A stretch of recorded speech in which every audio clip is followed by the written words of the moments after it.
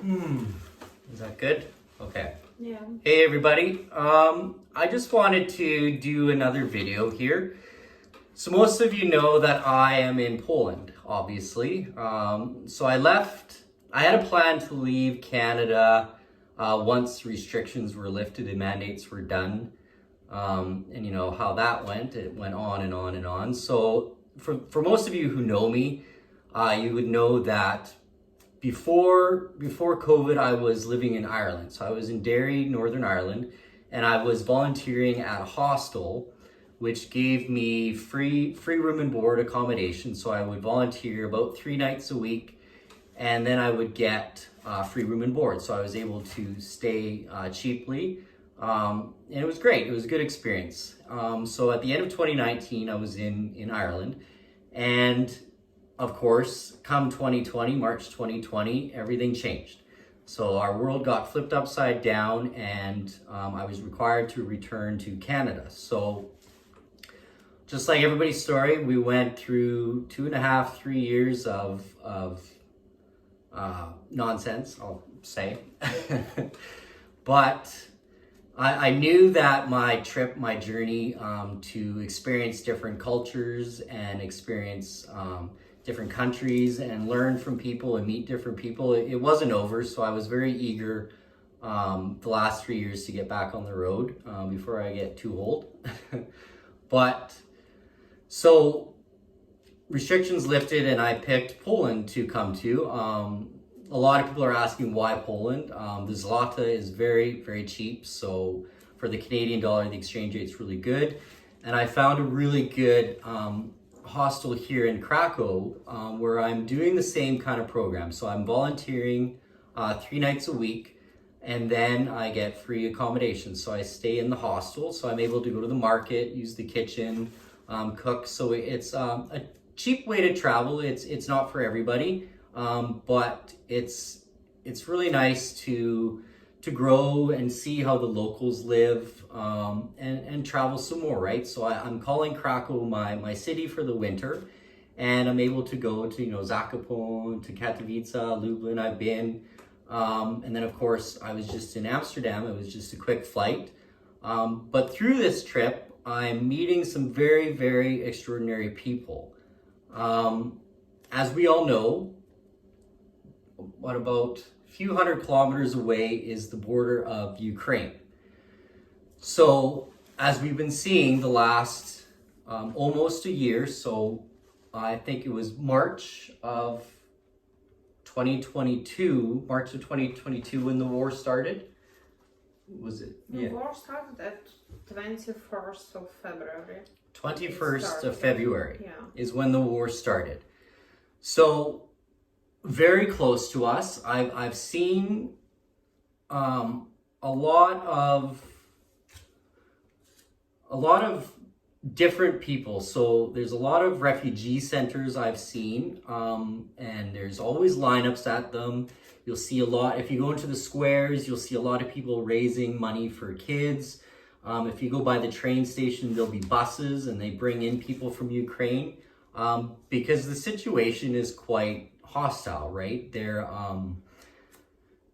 a lot of infrastructure being taken out, so they're wiping out the power grid. So families are going out without power for hours and hours and hours. So people can't they can't work, they can't provide for their family, they can't take care of their family. So essentially, they are forced to leave.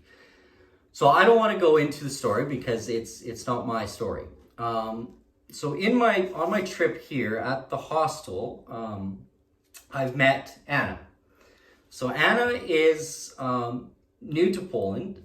She is a refugee herself. So I thought that this evening she invited me to her home, and we're going to learn from Anna and just learn the story. How Anna got to Poland, when it all started, maybe her life before the war, and then all the struggles, to provide for her family. She's got 2 young boys, great boys, Roman and Sviat. And yeah, so we'll just chat and see and learn something, right? Like that's obviously now I'm doing interviews, so we'll get some details for everybody in Canada, because as we all know, we have many Ukrainian families in Canada. My family's Ukrainian, Dudkovich, and then Kosik is Polish, so I've got history too. So I think this would be really beneficial to hear from Anna, just her story and how she was forced to leave her country and come here to Poland and essentially put her life on pause, and then try to pick up the pieces to move forward. So yeah, we'll just chat and learn something. So we're both winging it, by the way. So yeah. So I guess take it away. No, I your story sold me. Just, you know, you coming to Krakow here, but you didn't first come to Krakow. So maybe let's start you're from Kiev. Yes, I'm from Kiev. Actually, I was born in Kiev, and the whole my life I lived. It's my native city, my lovely city. It's very actually beautiful. It's amazing with its culture and history, and very nice people. Before war, you know, I had not very easy life, because I'm divorced for last 6 years, and they grow up 2 sons, and but you know, it was peaceful. Yeah. I had my favorite job. I was working in the embassy of India as assistant there. So I was growing up my children. I had apartment, and actually everything was, you know, like discipline, order. So my sons, they are sportsmen. For last 8 years, actually, they did sport taekwondo. So it was like they had 6 trainings per week. So every day they had training for 2 hours. Yes, so very regular we had competitions. So at our home, they left our medals. So my elder son, he has 17 medals. And the younger son, he has 9 medals. Yeah. And also my elder son, he was a champion of Ukraine last year. It was in 2021, before war actually. Even such reward we got, so I'm very proud actually. So in you know, even on 26th of February we had to have competition. I even paid, I remember, for competition. So on Wednesday 23rd they had last training. It was too hard before competition. So on Saturday we had to go to Zhytomyr and they to have to compete there. Mm-hmm. But unfortunately war started, and our life changed. So absolutely. So we were in Kiev, we were in Ukraine for 10 days. For 10 days, because you know, first period, for me it was very difficult to leave my country. You know, I had such inner like protest, like why I have to leave my city, why I have to leave my country, my apartment. So I didn't believe that it's reality. So we were sitting in shelter. It was very like, so we were afraid. But so all of us, all of Ukrainians, we believe that it will be for 3-4 days. A lot of talks were about it, like it is for 3 days and it will stop. It is impossible. It's like 21st century. It's impossible. Mm-hmm. So we believed, but day by day it was worse and worse. And in March, so I left my country. Actually, I don't know, I wasn't so brave, I really didn't know what to do. So my brother, he insisted. He was that period in Thailand, he had some work, so he came back to Kiev through Poland, Lublin, then Ukraine. He came back to fight and to protect Kiev. And he insisted me, my children and my mom to leave country. He told, even without any hesitation, you have to leave. Yeah. And it was a long and very difficult trip. Maybe it was the most difficult trip in our life because it was evacuation train, and yeah. When you left, so you left Kiev, and your apartment is still there. Like you still have an apartment in the city. Yes. I have apartment, of course. No, I left. I even didn't wash my dishes. Really, it was very fast. Yeah. It was so fast, and we didn't think that this is for a long time. So we only had time to pack some documents, a little some, I don't know, underwear or something, 2 t-shirts probably. So we had 3 backpacks, and so we came here absolutely without anything. Right. I'm not talking about my cup, my plate, my favorite blanket. So I'm just talking about simple clothes. So absolutely without everything. But you know, we were so scared, so it wasn't so important for us. You know, now every Ukrainian really has absolutely different like values. So, you know, only one like what we appreciate now, like it's our life. So we were safe. We came here. It was so on sky. We didn't see that planes because there are a lot of planes and rockets, and it was very noisy in Kiev, in Ukraine. We listened. We saw it. So I remember even first period, my children, when we heard some sound like very noisy, loud. So we were like, and when we saw like plane, it was very difficult for us. For first periods, that's why we came. But you know, Polish people are very nice, very kind. I actually, as I heard, all people, all the world now really helped Ukrainian and Canadian and German and something. No. We're up. Sorry. We good? So, but you know, we were shocked. Yeah. So first period, maybe first 2 months, we couldn't like meet people without.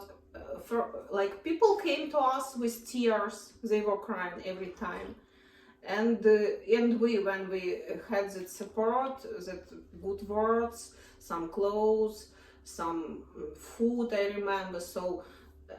Every time we wanted to cry because really people were very kind to us. So actually first 4 months we lived in a Polish family because in Poland such program that Polish people could host Ukrainians, and government paid to them 40 zloty for one person per day. So actually such amount, I don't know, you will like calculate how much. It's not very much. Yeah. It's not too little, you know. Yeah. It's not very less actually. So you entered Poland with refugee status. Yes, I entered Poland and I didn't have here any person whom I know, absolutely anyone. So I came just and so before when I went to Poland, I came here as a tourist. So first time I came like what to do. Yeah. And only one person I reminded, I saw in one chat, school chat, one lady, she has written, I'm in Poland now, if someone needs some help, I have some groups with volunteers. And I just have written to her what to do, because I didn't know what to do, like where to go, I heard that there are volunteers who help like Ukrainians, but I didn't know. She told, okay, I will now describe like about your family, I will write, so maybe someone will take you, will host you. And one family, young couple, they are 32, very nice Polish couple. They invited us to their house. It was house in mountains, so we didn't know where we go, what is it, who are that people. We only heard punk Krzysztof. I thought maybe some elder.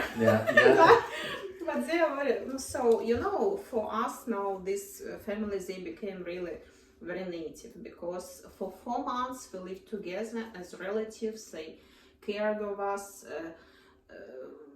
they helped us. So a lot of neighbors who, for example, they couldn't host, but they wanted to help. Yeah. They brought some food. They really, and not just, they brought like anything that they don't need. Yeah. They came and asked, what size does your son have, for example? What does he need? Oh, he doesn't have shoes.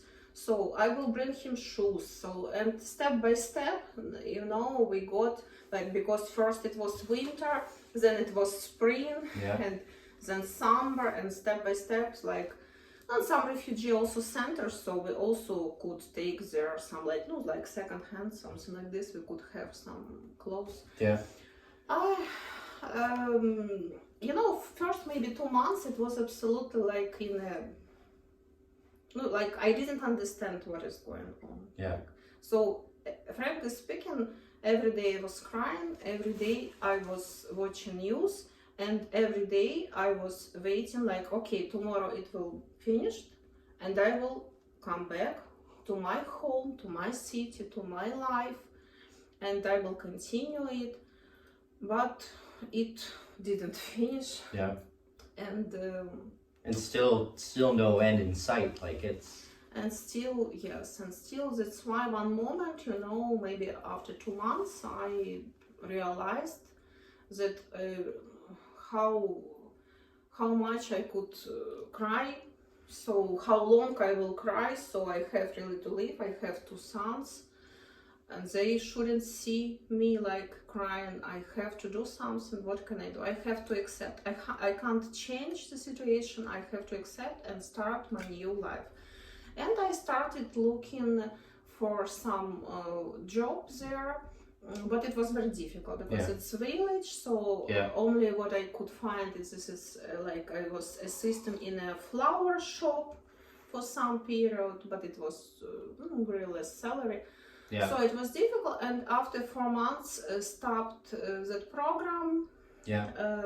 Because Polish government, they can't, I don't know, like in different countries it's different, I don't know, I know that Germany still helps Ukrainian refugees, but Polish government, they say, like, you have 4 months, like, to figure, to adapt, how to say, to adapt, like, and after 4 months, probably you are better, so please, like, look for some job and continue, like, yourself. So, and it was like summer, and I had to make some decision, or to stay in a village and to pay for my hostess, yes, or to change, like, apartment, yes, to find something and to find job. No, I understood that I have to go to city. First of all, I used to live in a big city. I was gonna say, so obviously, capital city of Ukraine, as we just heard, essentially forced out of your city, coming into a country that you've only toured, and then finding a family through social media, just through group chat, right? Mm-hmm. And being just, it seemed to just work like kind of by luck, by chance, that you found this family, and then you went to Mountain Village. Now, I've been to the village when I first got here. Anna and the boys, we all went up to the mountains, and they actually had a birthday surprise for me. So we had cake and a wonderful supper, and it was a great time. But it's very secluded. You're up in the mountains, and it was cold when we were there. Like, you're in the house with jackets, and so just I couldn't imagine just having to pick up 3 backpacks, go to a village somewhere where you're not familiar with, and you would just be in shock, like. Sometimes, like, some people have some savings. I didn't have anything, actually, because I told you that I was growing alone, my children up, so I, like, lived from salary to salary. Single mom, war started, and what I don't remember, I had maybe $500, something like this. And I had to leave my country, everything, so no job, no. So, but people, first time, people helped a lot. But later when I decided, when I understood that I have to continue my life, I have to find work, a job. So I moved in Krakow. In Krakow. Not Warsaw, I don't know. I have chosen. Once I was in Krakow, I like it very much. It's a beautiful city. Very beautiful city. Yes, not so big as Kiev, but it's very nice, and you know it's very touristic. So I understood that probably it has to be some work here because I was very scared first period. You know, you are not very confident when you're in a new country, when you don't know Polish, and like. I heard that Ukrainians, they can't find this job, only like cleaning and so on. So, but I believed. And I found that job in a hostel as a receptionist. So it was actually very good for me because I like it first. And second, some salary. It was regular. So I understood that I could find some apartment, but unfortunately apartments are very expensive in Krakow. I don't know, so it's more expensive than in Kiev. Now actually prices low in Kiev, but it's very expensive. So in Kiev it wasn't so difficult for me because I had my own apartment. For me now the biggest difficulty like that I have to pay for like to rent apartment. And still pay for apartment in your home. Like bills, bills. So, and children, and they are growing up. And you know, I don't know, they're growing up so fast. When we left Ukraine, my elder son, he had, I told you, 38 size of shoes. Now he has 42. So we had to change again. So we have to buy everything. And actually it's difficult, but step by step we started living here. Children go to school, they started speaking Polish. For me it's a little bit of English. I'm getting some English. So I want to help them with English like every day. I'm thinking about it, but unfortunately I don't have time for my own children, but I will find it. So obviously mother instincts kick in too. Like you're trying your hardest to provide for the family, for them, and you're trying to get back, because like you said, it took a while for it to kick in that, okay, I cannot change what's happening at home. But I have 2 young boys and we need to look ahead. We need to live our life, to raise my boys, to get back into routine essentially. Like, because they both have many medals at home, taekwondo, sports. But now you have to figure all that out here in a new country. And then with school, so and you were in the mountain village, they were in school, and then now you come to city, they find new school. And then now you have to find all new programs in cities, so new sports. So just from me, I see expense, because they're 2 young boys. You have to take care of them, especially in a new city. So one thing I noticed about Krakow, there's a lot of the teenagers, and this will hit home for people too. A lot of the teenagers here, they're all smoking their e-cigarettes. They're all, on the street. It's Eastern Europe, right? That's just their culture, and that's just what I see. And I've said to Anna many times, I said it's really important for me being a teenager and how I was, that the boys get back into a routine, into their hobby, because they're in that age. And I've said this to you that. Especially with the situation of how they were forced to leave their home. Roman's young, but Sviat, he's 13, so there's confusion for them of maybe some anger, why they had to leave. Friends, especially for elder. Like first it's very big stress to change country, to change apartment. Even now we know the like first we were in village, then in Krakow, and now second apartment I found another.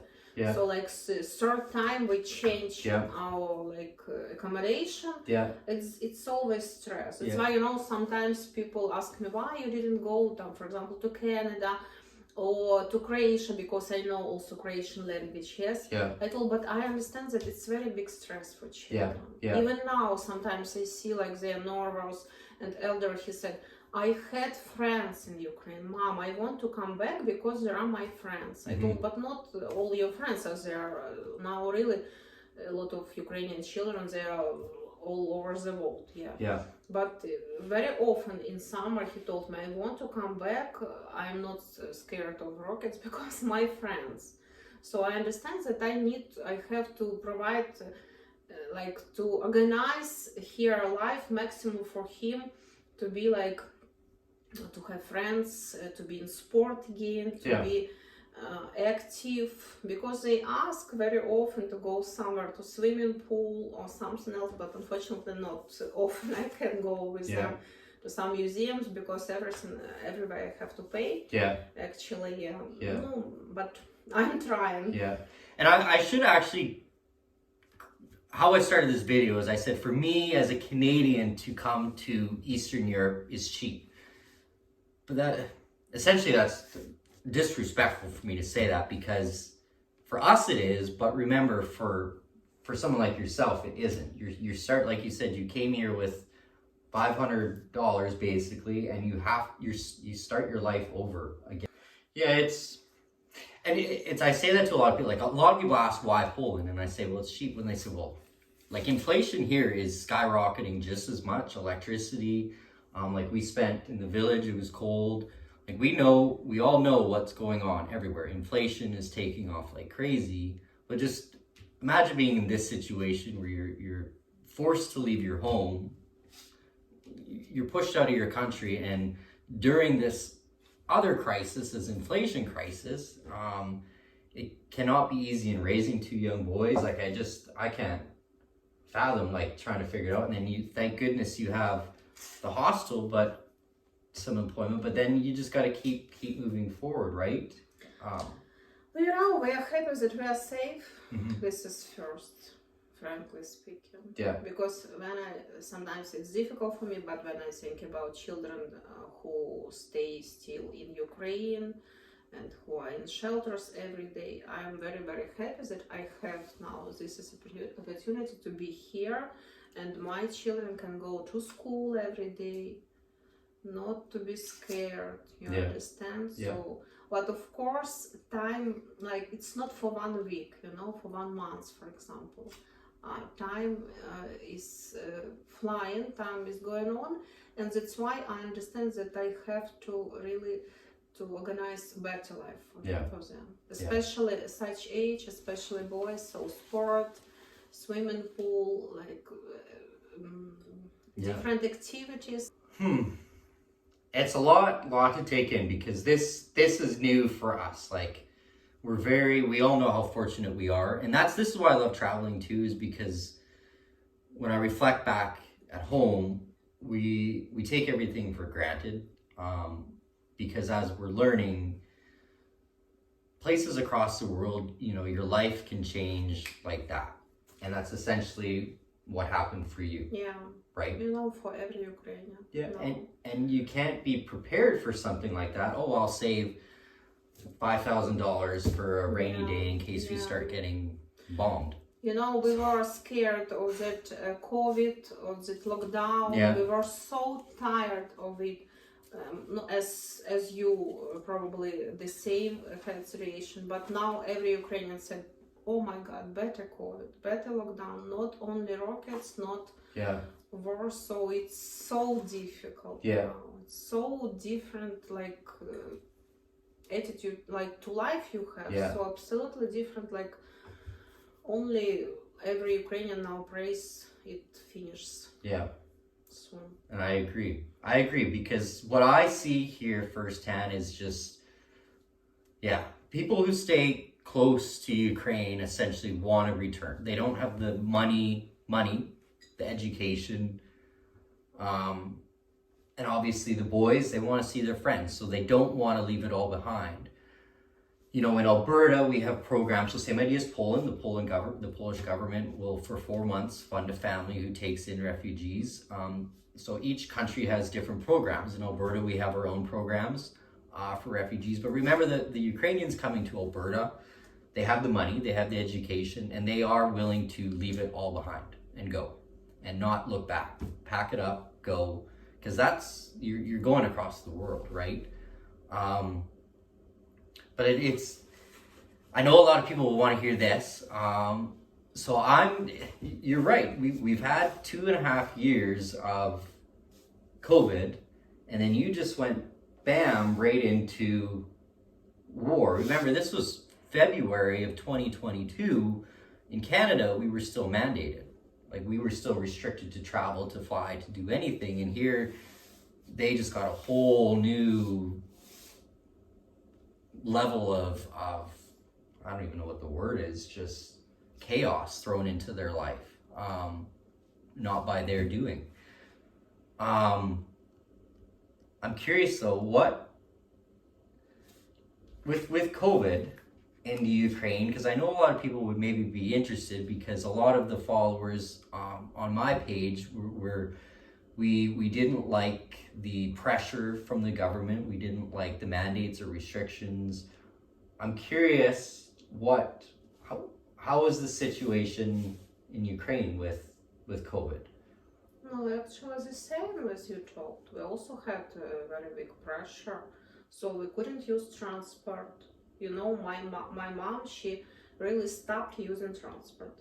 She told, I don't want to be vaccinated because she's age like 60 plus. It's not actually very good was for her. And she started walking, for example. So 5 kilometers, 10 kilometers. Yeah. So everyone tried to find some way to not how to live. Yes, but it was very difficult. It was very difficult. We also couldn't use couldn't go to parks, to malls. Yes, transport. Yeah. So same idea, same restriction. It was the same. Anna has a fake. She has a. Because I had to work. If I wouldn't work, who will? She has fake paperwork. Who will? Which is why we're good friends, right? Who will support my? But it's true. Like, just think of that. You know, she had to travel across the city to get to work. So to take transport, you couldn't take transport unless you had your paperwork. So instead of getting it, she paid for fake paperwork. So I don't know. I thought that was. Fortunately, I found that way to do it, and I could really work because it was very important for me. You know. Your mom. You told me to. Okay, so you came with your mom. You went to village, and then where is your mom now? So we lived in a village together. So 4 of us. Actually, mom stayed there because that program that they help and support Ukrainian refugees. It was for 4 months for me and my children. But my mom, she's retirement, and that's why it was continued. Okay. She could stay. Yeah. That's why she stayed there till September. Right. And actually, you know, she's elder. She's 64. She looks very good, young, but she has lived in Kiev for 60 years. For her, it was more difficult. She told, I don't have little children. I want to come back to my city, and she asked us from maybe summer to come back. But my brother told Mom it's really dangerous because he is in Kiev, he knows what is going on in Ukraine. And he told, please, Mom, go somewhere so Europe accept like host. And I found family in Scotland. Because I know that UK also they invite Ukrainians, also government supports them. And I found one family of her age, so one couple, they're also 60 plus, and they invited her, we did visa, and now she's in Scotland. It's not very easy for her now, Yeah. frankly speaking. I was talking to her some days ago because different mentality, different. So she's absolutely alone, no children, no grandsons, and different language. Yeah. She told it's very difficult. British, Scottish, I don't know, dialect. Yeah. She told I don't understand anything. Even some days ago, she has written to me. So maybe I can come back to Kiev. I will support my people, my city. I told Mom, but there is no electricity now. It's very difficult. It's almost dark now. You know? It's almost black. How it's called? Blackout. Blackouts. Yeah. Yeah, it's very difficult now. Period, because they destroyed that electricity tower in Kiev, and it's true. I have a lot of friends there. My grandmother is in Kiev, so. It's really true.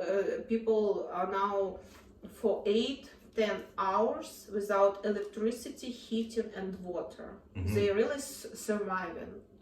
But you know, I don't know how it's. But Ukrainians are so brave, are so energetic, are so they really they say we will not give up. We will without water, without electricity.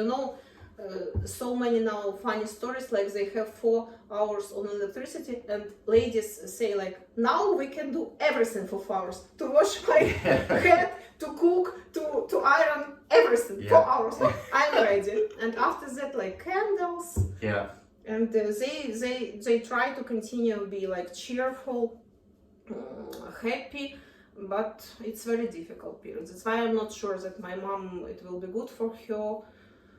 But we will see. Yeah. We will see. Yeah. So as you can see, it's literally day by day. For Mom, for you, just day by day, but at least new life. New life. New life. Yeah. Yeah. No, and meeting Anna was very educational and inspiring. Like this great family, great boys.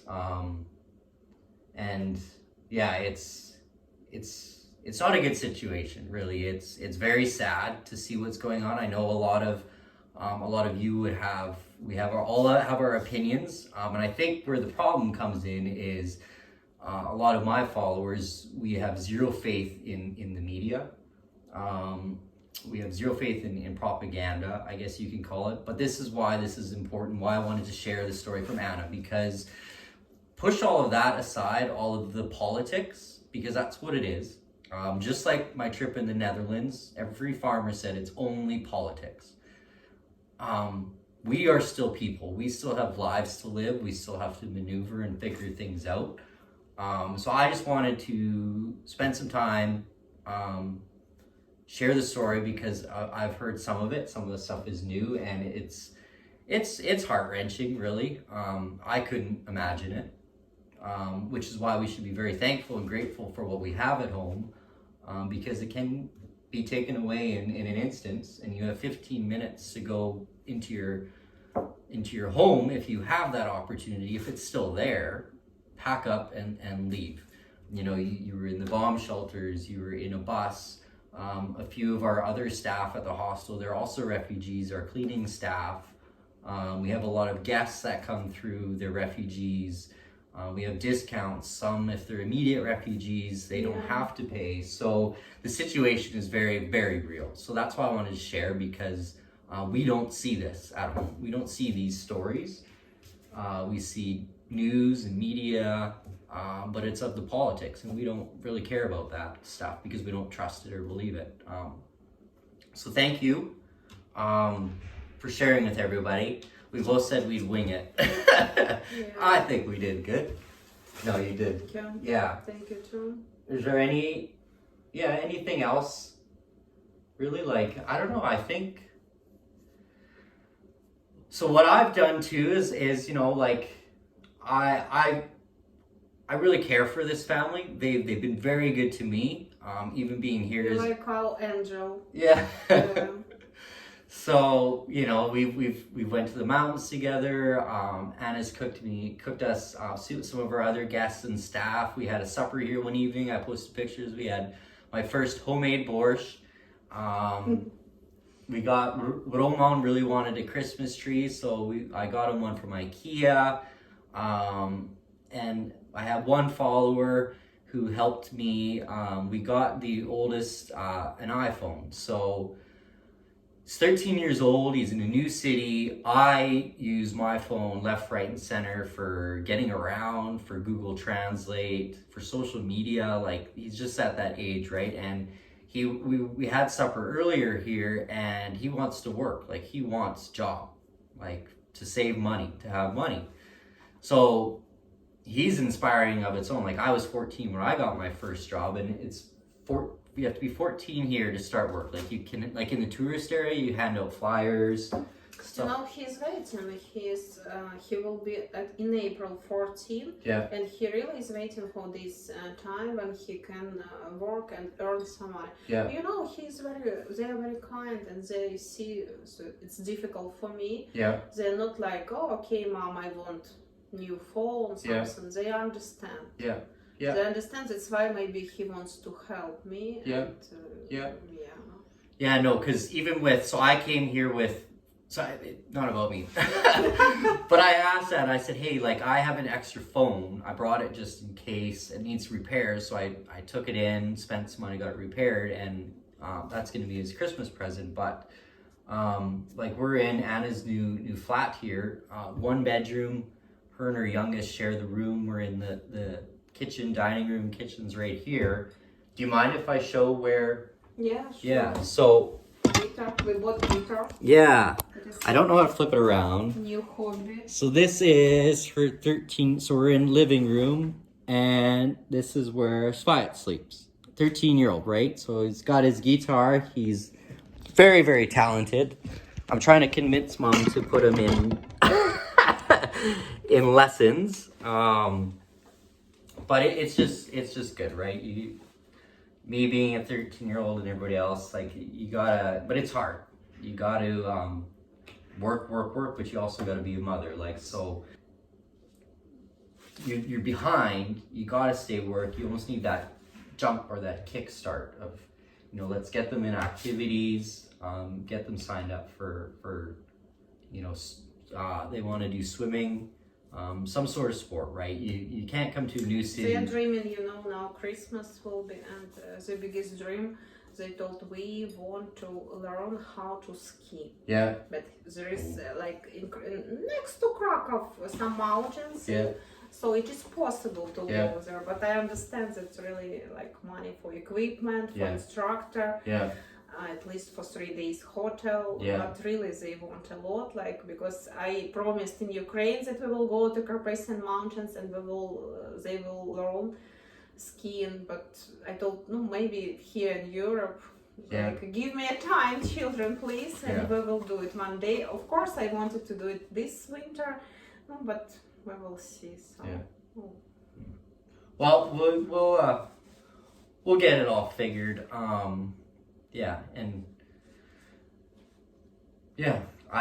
I have no doubt, just with your passion for and your love for the boys, that you'll get it all sorted. And what sold me on Anna's story is how it was hard, but you just, one day it was, I have to move forward.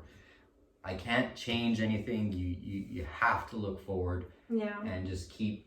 Especially now because I have children. Mm-hmm. That's why maybe even more finished now, if thanks God. But I understand that there will be some economical crisis for some periods, but I have to think about their education. That's why maybe I will stay here longer. I will see. I don't know actually. Now I can't predict what will be.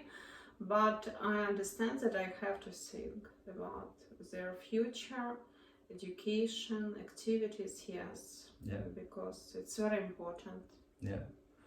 Well, we'll just close with, we hope and we pray that it ends soon.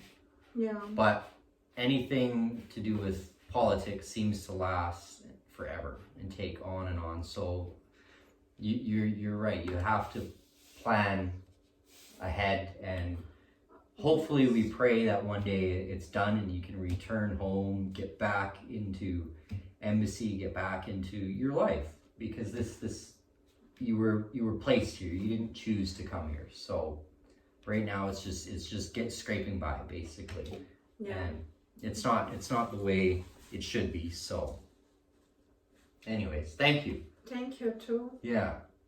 You're a very good friend, really. Yeah. Very sincere and Well, everything happens for a reason, right? So, yeah. We'll close with that. Okay. Thank you, Anna. thank you too.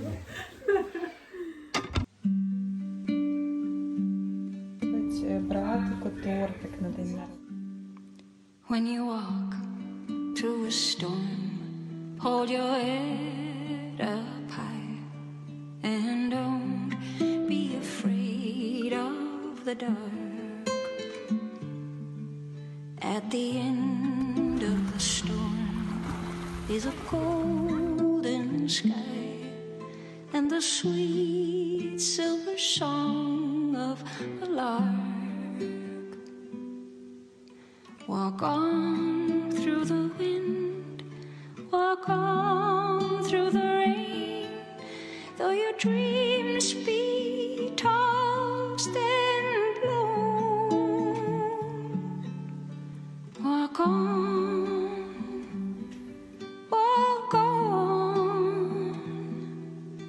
with hope.